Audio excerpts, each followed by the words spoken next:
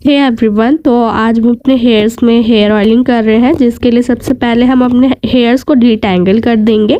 डीटैंगल करने के बाद में हम अपने हेयर्स को 4 पार्ट में डिवाइड कर देंगे। 4 पार्ट में डिवाइड करने के बाद अब हम ऑयलिंग करेंगे अपने रूट्स में।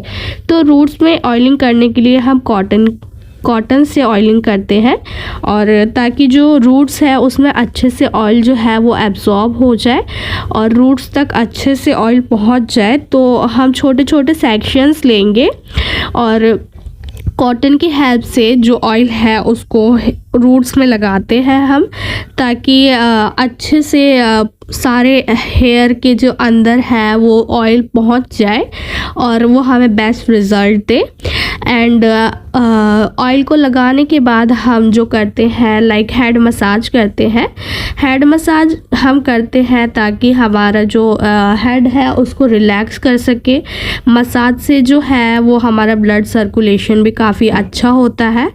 और जितने भी लोग ऐसे होते हैं कि वो कभी भी अपने हेयर्स में ऑयलिंग नहीं करते हैं, तो हेयर ऑयलिंग काफ़ी ज़रूरी होती है। जैसे कि हमारा स्टमक है उसको खाने की नीड होती है, राइट। इसी तरीके से जो हमारे हेयर्स है ना, तो उसको भी ऑयलिंग की बहुत ज़रूरत है। एक अच्छा शैम्पू, एक अच्छा कंडीशनर और ऑयलिंग डेली नहीं करनी चाहिए। या फिर अपने जो भी ऑयल्स है ना, यानी कि आप ऑयल लगा रहे हैं हेयर्स में, तो उसको लाइक आपको ज़्यादा टाइम के लिए नहीं रखना होता। कि बहुत लोग होते हैं ना कि ऑयल लगा कर ही रख लेते हैं काफ़ी लंबे टाइम के लिए। लाइक आज हेयर वॉश किया, आज ही लगा लिया, देन नेक्स्ट हेयर वॉश किया तभी वॉश करते हैं।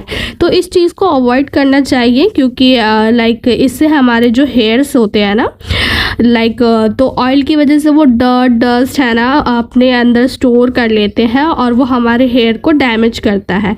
तो इसीलिए as a beauty therapist student मैं आपको रिकमेंड करूँगी कि आप लॉन्ग टाइम के लिए ज़्यादा हेयर्स में ऑयल ना रखें। यानी कि जिस दिन आप हेयर वॉश करने वाले हैं तो आप उस दिन ऑयलिंग कर सकते हैं अपने हेयर्स में।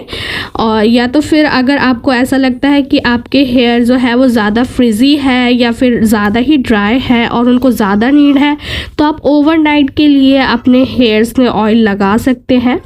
एंड अपने हेयर्स को लाइक ऑयलिंग करके आप ओवरनाइट लाइक रख लीजिए एंड नेक्स्ट डे आप उसको वॉश कर सकते हैं।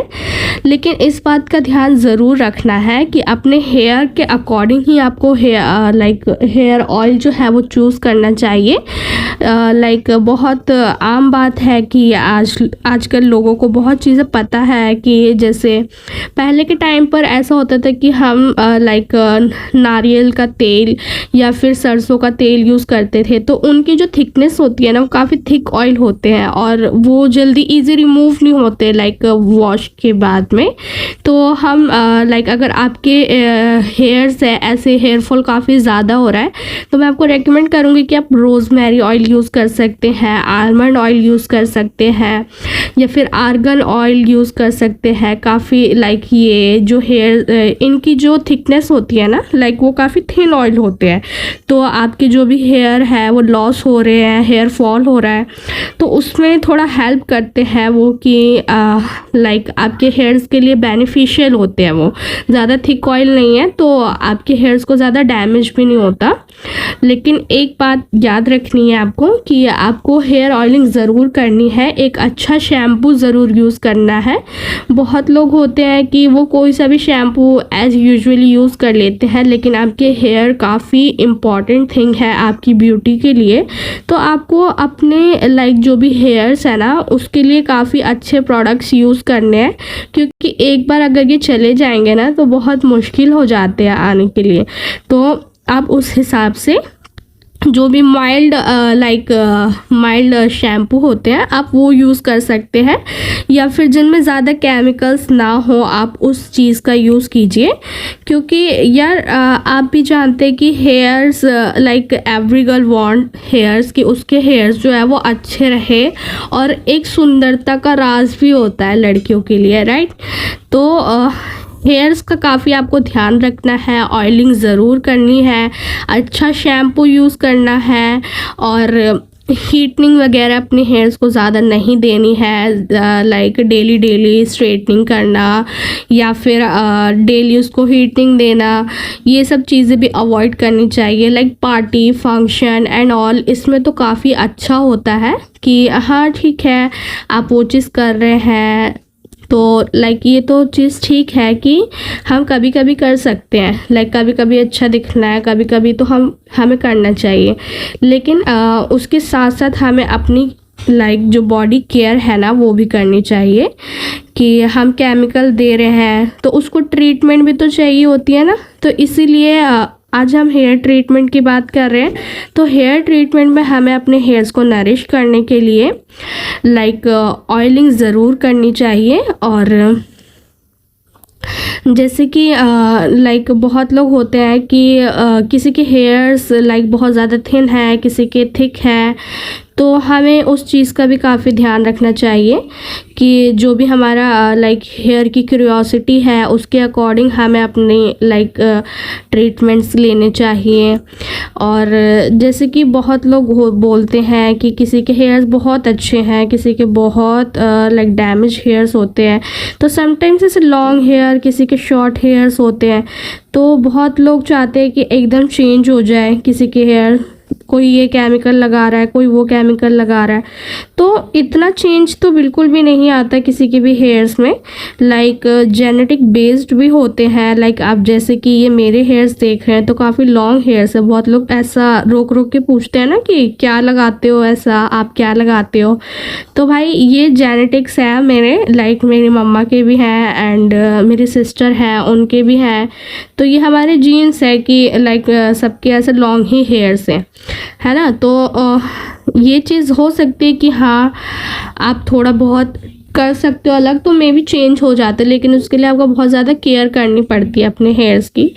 वैसे अगर मैं रेकमेंड करूँ तो लाइक जैसे कि आप अनियन का जूस जो होता है वो यूज़ कर सकते हैं, काफ़ी बेनिफिशियल होता है आपके हेयर्स के लिए। और मास्क वगैरह आप लगा सकते हैं अपने हेयर्स में।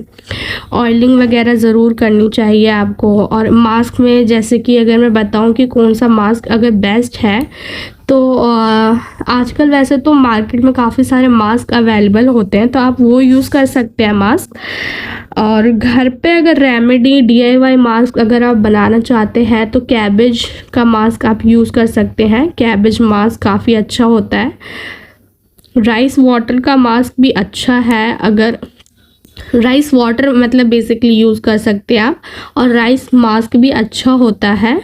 एंड बहुत लोग ऐसे होते हैं ना कि मेहंदी का यूज़ करते हैं, तो मेहंदी अगर जो है वो ज़्यादा यूज़ नहीं करनी चाहिए हमें।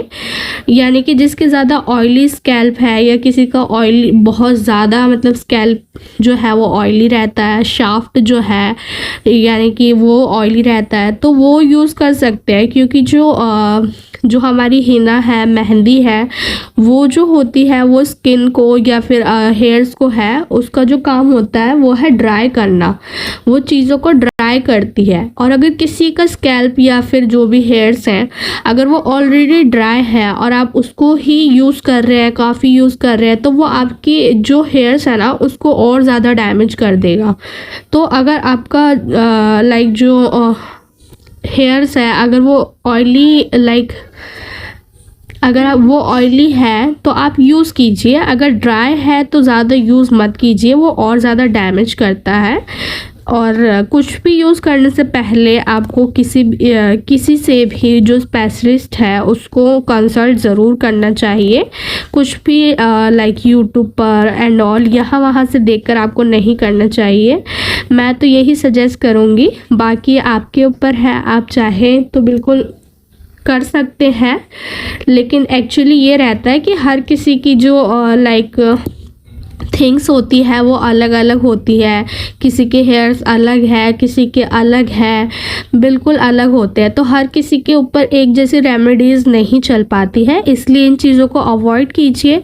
हाँ, ऑयलिंग अपने हिसाब से कीजिए, शैम्पू माइल्ड शैम्पू यूज़ कीजिए, कंडीशनर यूज़ कीजिए, जो भी अवेलेबल हो पाए अच्छा आपको, तो ये सब चीज़ें कीजिए। और अगर ऐसी वीडियोस और चाहिए तो कमेंट करके बताइएगा। और आज के लिए बस इतना ही, बाकी मिलते हैं नेक्स्ट व्लॉग में। मेरे चैनल को सब्सक्राइब कीजिए।